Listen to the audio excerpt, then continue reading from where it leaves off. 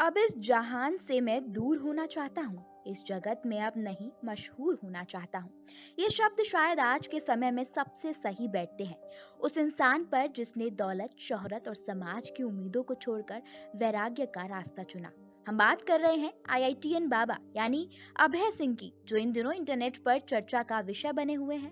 कहते हैं वो मशहूर नहीं होना चाहते, लेकिन इस जालिम मीडिया और समाज ने उन्हें इतना मशहूर कर दिया कि हर तरफ उन्हीं के किस्से हैं। लोग उनके इंटरव्यू लेने के लिए लाइन में खड़े हैं। सोशल मीडिया पर उनके नाम से व्यूज का खेल चल रहा है। लेकिन इन तमाम शोरगुल के बीच सबसे बड़ा सवाल ये है कि कौन है ये आईआईटीएन बाबा?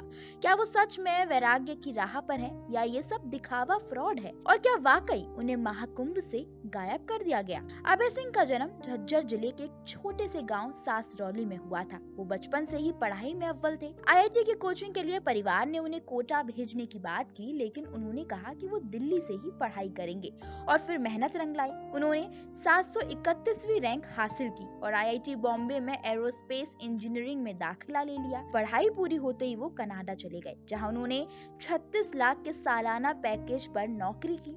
एक छोटे से गांव से निकलकर इतनी ऊंचाई तक पहुंचना हर किसी का सपना हो सकता है, लेकिन क्या ये सब अभय के लिए काफी था? शायद नहीं। इंसान क्या बनता है ये दुनिया तय करती है, लेकिन इंसान क्या महसूस करता है वो उसके अकेलेपन में छिपा होता है। लॉकडाउन के दौरान उनकी जिंदगी ने एक नया मोड़ लिया।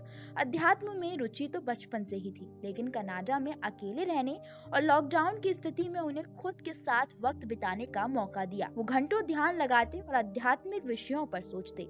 लेकिन जब वो भारत वापस आए और अपने परिवार के साथ अपने विचार साझा किए, तो किसी ने उन्हें गंभीरता से नहीं लिया। यहाँ तक कि उनके घर वालों ने उन्हें पागल समझकर पुलिस तक बुला ली। ये वाकया उनकी जिंदगी का सबसे बड़ा टर्निंग पॉइंट बना। उस दिन अभय ने ठान लिया कि वो सब कुछ छोड़कर सन्यासी बन जाएंगे। इसके बाद उन्होंने अपने परिवार से दूरी बना ली। घूमने का शौक रखने वाले अभय ने केरल और उज्जैन जैसी जगहों की यात्रा की, लेकिन इस सफर में उन्होंने धीरे धीरे अपने परिवार से हर संपर्क तोड़ दिया।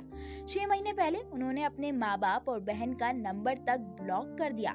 वो परिवार जिसने उन्हें इस मुकाम तक पहुंचाने के लिए सपने देखे थे, आज उनकी राहें तकते हुए मायूस हैं। उनके पिता ने कहा कि मैं अपील तो कर सकता हूँ कि वो वापस आए, लेकिन इससे अगर मेरे बेटे को तकलीफ होती है तो मैं वो भी नहीं करना चाहता। उनकी माँ वो अपने बेटे की याद में अक्सर रोती रहती है। खैर, रोना लाजमी है। जो माँ अपने बच्चे को खून से सींचती हो, धूप बारिश से बचा के रखती हो, जब वही बेटा दूर चला जाए तो सीने का अंबार फटना तो लाजमी है। कहते हैं जब दिल टूटता है तो इंसान या तो मजबूत बनता है या फिर खुद से दूर।